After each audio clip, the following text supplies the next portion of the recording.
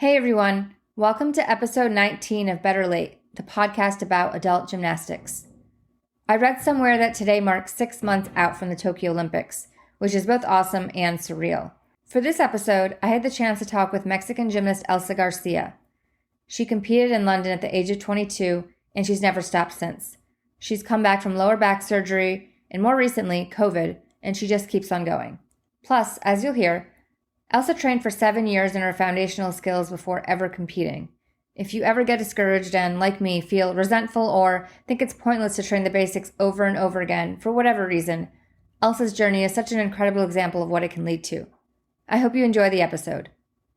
Thanks so much, Elsa, for joining me today. No, thanks for inviting me. It's great to be here. Let's just get into it. What is your gymnastics journey? When did you start training as a kid, and then how long, what was your experience getting up into the elite levels? Right. So I think it starts like many elite athletes. I was a very energy-filled girl. So my parents didn't know what to do with me. I ran all over the house, jumped on the beds.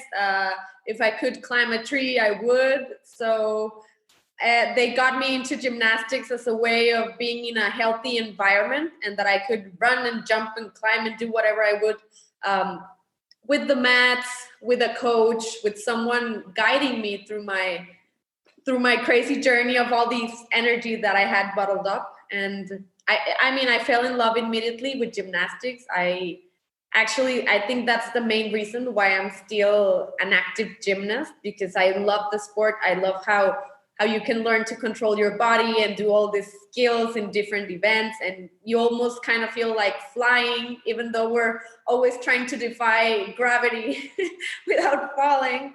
But yeah, I started at 3 years of age, and in Mexico, I don't know how it is in other countries, but we didn't have like a very established system that you would, talents, little girls, that you would scout them or something like that. My parents went to my first coach, the one that I've stayed for all of this time. I arrived to my gym when I was 6 or 7 years old, and my mom was like, no, I don't want her to compete. I just want her to have fun and jump and fly and be happy. And my coach, he understood that. He just, actually the first 3 years from 7 to 10, I did a lot of basics. I didn't compete at all, and I just had a blast. And I think that that built a great foundation for my gymnastics for the rest of my career. So I rocketed. From 10 years on, I had like very difficult skills that no other girl would have at my age. And that was super weird in Mexico, actually. Everyone was like, wow, why is she so good? And we were like, well, I think that helped, that the basics helped. And then, it just goes growing up so naturally, going into the national team and competing in my first international competitions. That motivated me a whole lot more. So I was into the gym, and I prefer to be training instead of going to little parties with my friends or going out to the movies or whatnot. But here's the thing: I never felt like I sacrificed that part of my life by being in gymnastics, because I chose it. My parents never imposed it.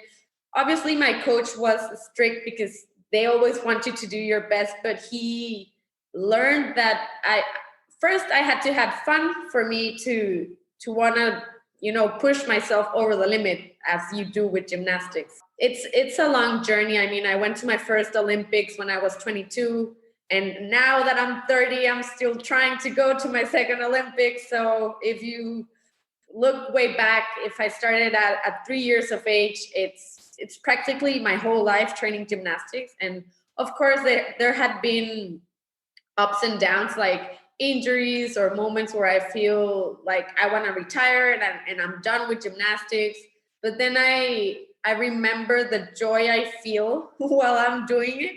I mean, the medical advances also have helped not just me, many elite athletes to continue their careers for as long as they want. And I still feel my body able to do gymnastics at a high level, because if not, I wouldn't do it. I don't feel, I mean, that's my personal opinion. I wouldn't do it just for a hobby, because it's a tough sport.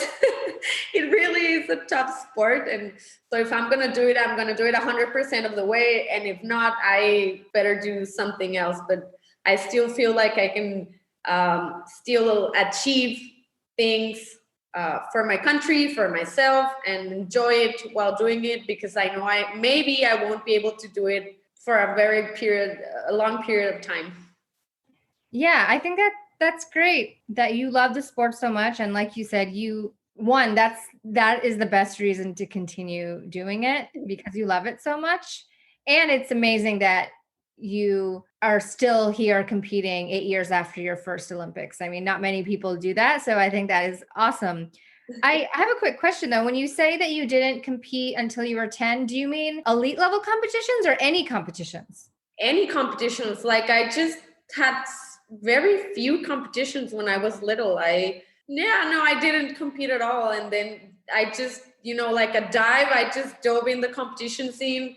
Yeah. And nobody knew me, nobody expected anything from me. And my coach, he just like, let's do what we trained. And that's when I realized how good I was. What I could accomplish. The reason I asked was because that's so rare, especially in this country.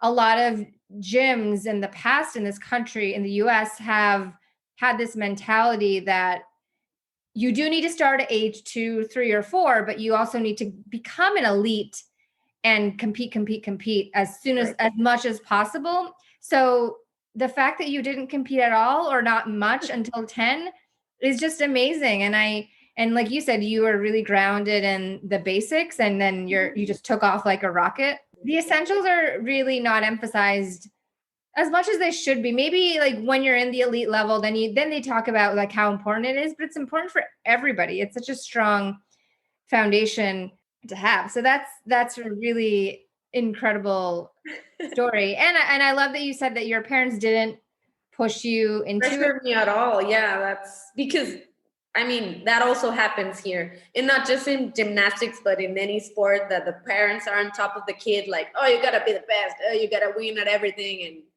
But no, my parents were just like, have fun, be the best you can be. And I was the one that asked them, hey, can I go train more hours? Can I start going training on a Saturday? Like, all the girls are going, I wanna go. And the condition was that I wouldn't leave school aside. So you gotta be a great, like in your school, and then you can be a gymnast. So that was a really good point for my parents. Are you the only child? No, I have a bigger sister. Okay. We are separated for about 2.5 years. Did she ever do any sport or gymnastics? Actually, we started out when we were little gymnastics, but my sister, she's not like a really sporty person. I mean, she loves doing sports, but it doesn't flow with her like it flows with me. Like, yeah, I get it. Any sport, like basketball, volley, swimming, running, whatever. I think that's also a reason why I chose gymnastics, because it was such a challenge for me every single time that I went in the gym, and you could combine all these sports into one. And that was like, I need to better myself in every aspect. But yeah, my sister, she actually would, she would get sad that she wouldn't do as well in gymnastics, but then she found her true calling, and we like went our separate ways in the sports world. But then, we would never compete against each other, because she's so great in what she does, and so I'm great in what I do, and we just grew together, like empowering ourselves as sisters. Yeah, well, that's great. I was just curious if there was any other reason, or if your parents were athletes, because sometimes that influences them, but also sometimes people just see gymnastics or experience it and they want to do it, and nobody else in their family ever ever does, and that's fine too. Yeah, no, I mean, both of my parents like doing sports, but they were never like on a path to be elite athletes or something like that. Yeah. They just. I'm curious. I don't really know a lot about sports in Mexico. How popular is gymnastics, and what are the most popular sports there? Well, football. Yeah. That's like the king of sports here in Mexico. And then, well, it depends. We still have like, oh, if you're a girl, you will do, I don't know, gymnastics or ballet or something like that. And if you're a boy, you can go to do soccer or football but I mean, it's all changing now. But when you're little, actually here in Mexico, people don't think boys can do gymnastics. Like they see it a bit wrong. Like if it was not a sport for boys, like it's a sport for girls. But I mean, gymnastics is as tough as it can get, being a boy, a girl, or whatever you want to call yourself. I mean, it's fun, it's fit for everyone, but well, that's the mentality here in Mexico sometimes. And most people, well, I think that's a worldwide sentiment. When they get their child into gymnastics, they automatically think, oh, the Olympics, I want my child to be an Olympic champion. And she's 3 or 6, right? And so moms will sometimes get a little crazy with their kids and the coaches. So we have this scenario where, I mean, the kid just is doing her best, but the mom is not seeing such an advance, and maybe they take her out, and we have, well, this dramatic scene that it shouldn't really be that way, and everyone has their own path and their own time to develop and grow, and Yeah, that's very true. I mean, it's certainly like that in the US. I didn't know that was really prevalent like everywhere. I think that's like global. Yeah, that's so interesting. Well, I'm glad it worked out for you. Like you said, you realized that you loved it and you weren't pressured into it. So you started really competing at 10, got to the Olympics at 22. Yeah. Like right now, it's a weird time because of coronavirus. So what is your situation like now? Are you training? Did you have to take time off for any lockdowns? Yeah, well, actually in March, we were 1 week away from the national qualifier to see who would be the 4 girls that would go into the Continental Pan American Games. There you would get the last 2 places for Tokyo. So March was the lockdown, and I trained here at home. Pardon? The last 2 team spots for Tokyo? Yeah, no, not team spots. The last 2 continental spots for Tokyo. Oh, okay. Yeah. So we would be up against, Canada, USA, Brazil, Mexico, like everyone from the Pan American. Okay. I mean, from the American continent. So I was really prepared for these competitions. And that's when the lockdown came down, and I took mats, weights, the stretchy thingies to do workouts here at home. And it was almost like a 3.5 month lockdown. Yeah. And then, so, I mean, I would talk to my coach every once in a while, but we also use that time to like give ourselves a space, because I think I see my coach more than I see my parents and any other person in my life. So we would just like take time off, and he knows that I have my goals set. So it was my responsibility to stay in shape, to stay, fit for whenever we could go back to training, that I would resume gymnastics in a healthy way, gradually, but not like if I would be out of shape. How can you do gymnastics if you're not fit to do it? So, but I actually enjoyed it, because it was my alone time, and I would put music and I would do my workout, and then I would do workouts online with friends throughout Zoom, and we would also do like Dance Friday, and we would put like all these Latin songs, and you do the Zoom workout. So but yeah, when we got back, it was maybe about July, So I've been able to train half a year since July now, but it's been complicated. We have restriction of training hours. We have restrictions of how many people can be in the gym at the same time.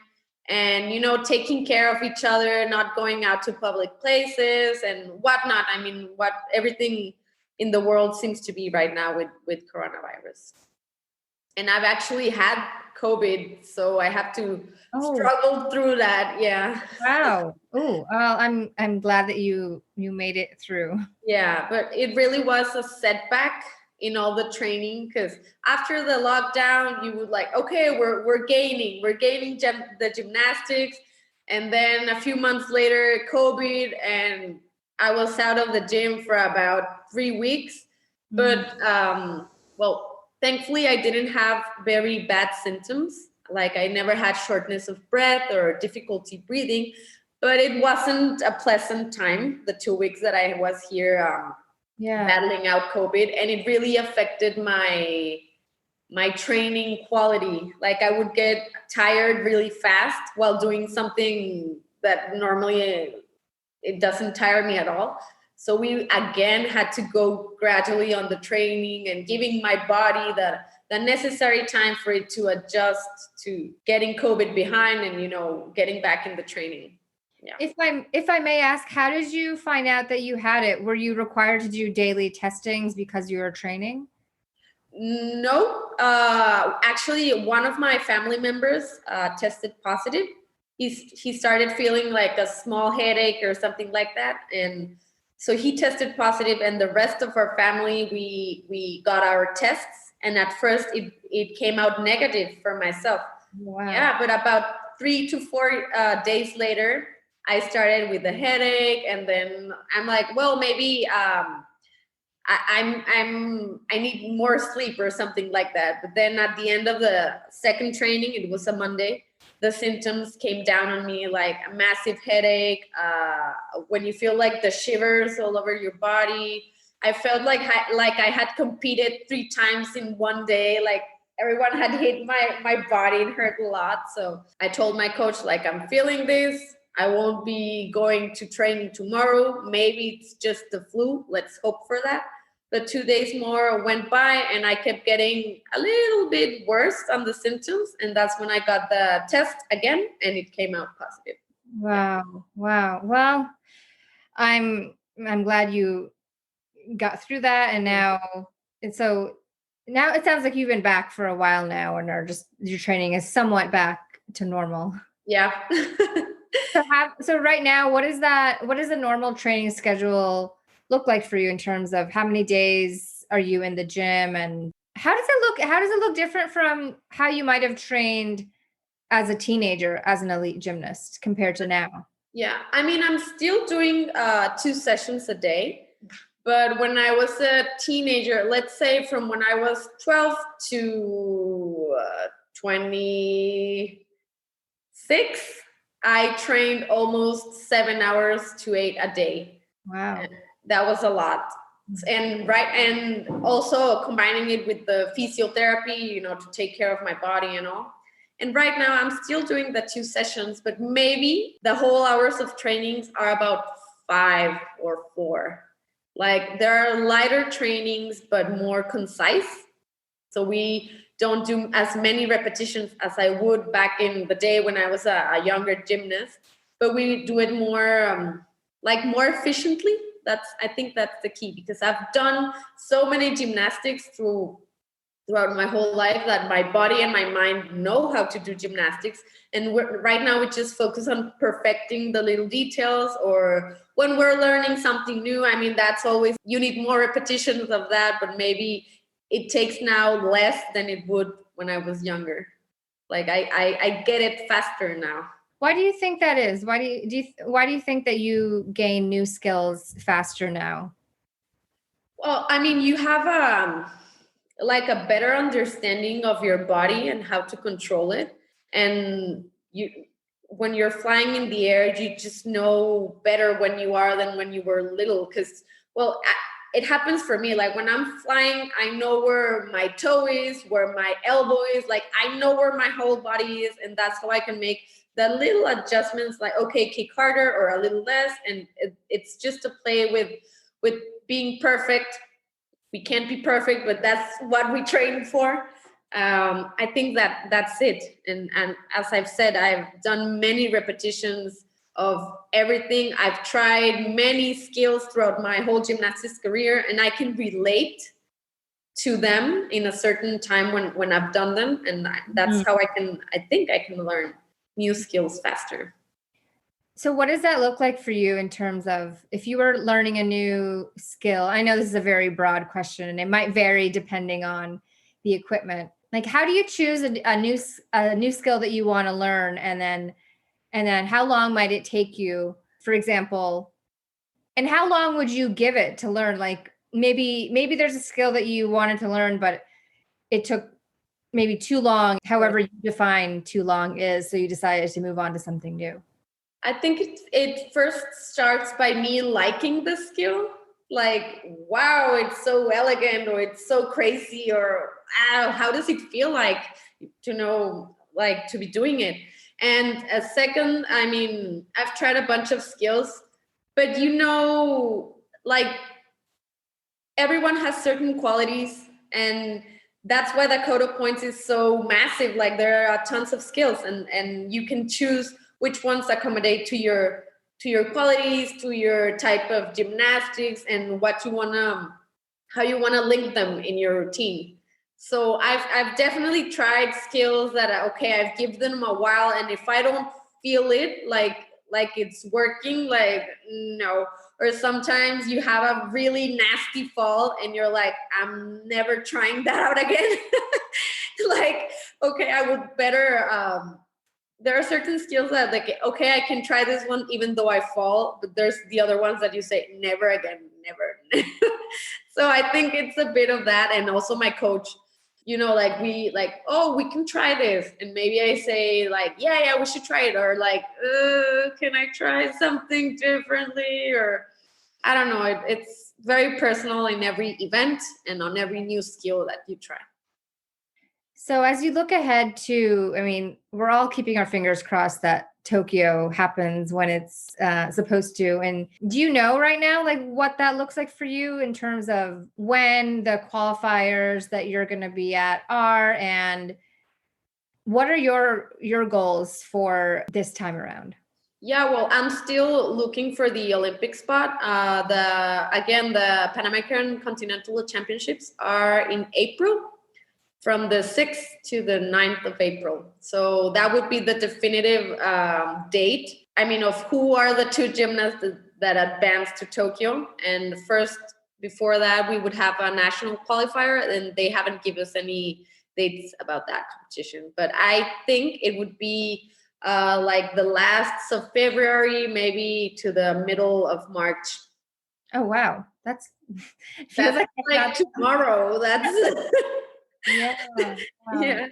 I'm just curious how, like right now, and it's December that we're speaking, and where I am in Los Angeles, coronavirus is it's kind of the worst it's ever been here. Did you have to lock down again, or are you okay right now? No, we just locked down the ones from March to June, July. And we've just been careful. I mean, the number of cases have been going up, and everything that comes with it, like the deaths, the cases.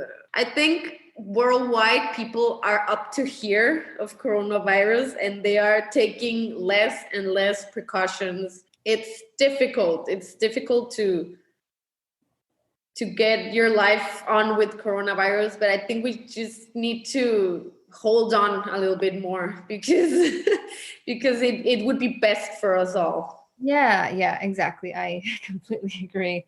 You talked a lot about, training, and you have been in the sport for a long time and your love of the sport. But even with something you love so much, gymnastics is so difficult. Aside from your love from the sport, how have you just maintained your passion for the sport and also patience, because in gymnastics, and I mean, I competed, but very, very low level. So when I say this, I'm just, kind of speaking. It seems like in gymnastics, when you're an elite, if you don't make the Olympics, then what else do you do? And I totally don't agree with that philosophy at all. But I still think, because there's that perception, it does require a lot of patience to just keep going and do it for the love of it. It sounds like you do exactly that, which is really awesome. I really do, but that doesn't mean that I haven't gone through sour patches, because I actually missed out on the Beijing 2008 Olympics.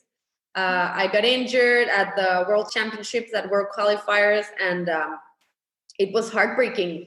I mean, I wanted to retire. I was 18, and I just look at the London 2012 Olympics like they were so far away, and I would be 22, and I would be so old.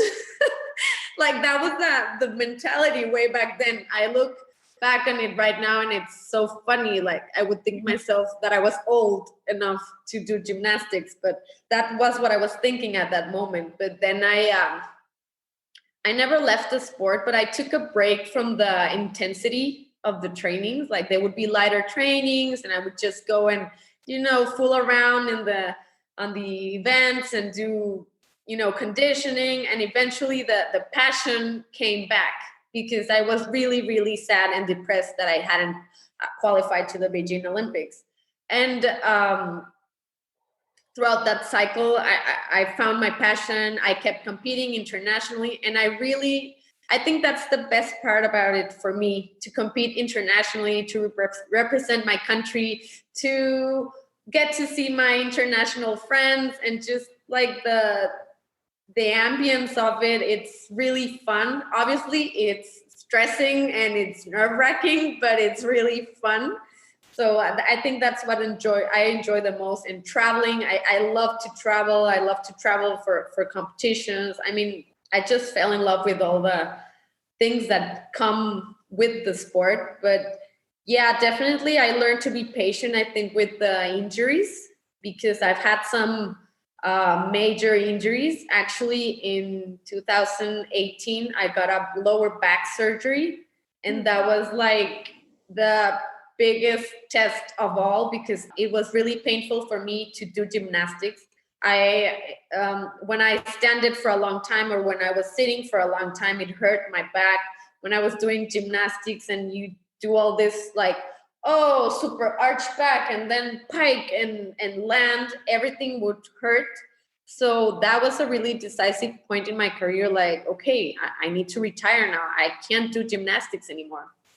And I took the option of the surgery with first in mind my health as a normal person. Let me put it like that, like a person without gymnastics, but an active person, because I would never consider myself, to stay still. I need to be doing stuff. So, okay, I considered the option. It was the best option for me to continue my life. And I always had it in the back of my mind, like, okay, I will do all the recovery process and the strengthening and the stretching and whatnot, the therapies. And if I feel my body well enough to start forcing it again for gymnastics, I might give it a try. And it turned out exactly like I hoped. Like, I felt my body capable. So it was like, I need to seize this opportunity, because it's not something that happens every day, that you get this back surgery and come back and compete to an elite level. So I think right now I am like super grateful with my whole body that is healthy, that is capable, and I take care of it a lot. Like, maybe when I was little, like, conditioning, I don't want to do it. But right now, that's what keeps me healthy. So if I don't do it, like, how can I be able to compete? So you get like a different sense and understanding of gymnastics, of your body, of the training intensity, when to rest. That's also super important, because maybe when we were younger, like, every day, all the hours, and maybe if you just pressed it like one day, you would come better with a better attitude the next day. But that also, my coach also has learned that, okay, let's rest, or let's, go back to basics.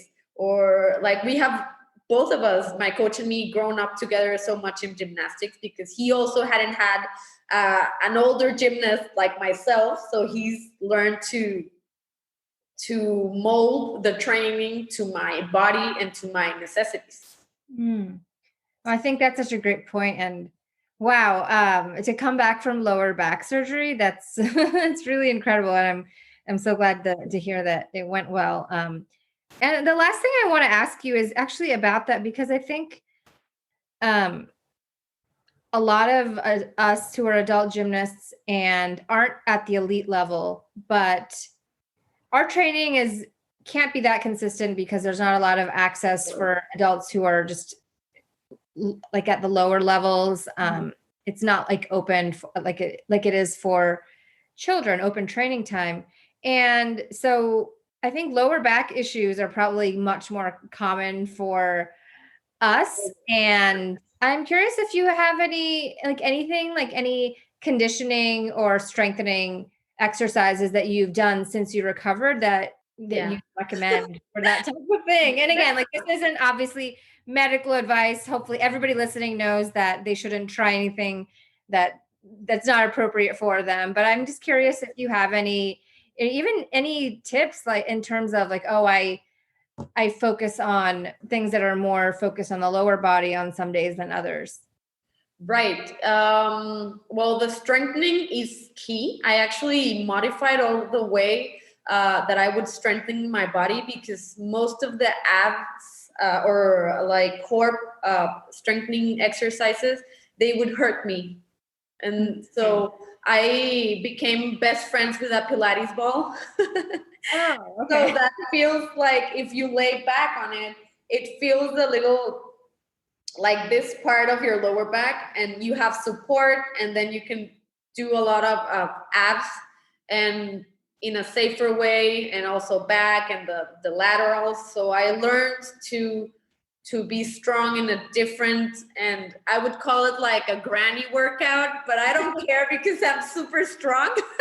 Yeah.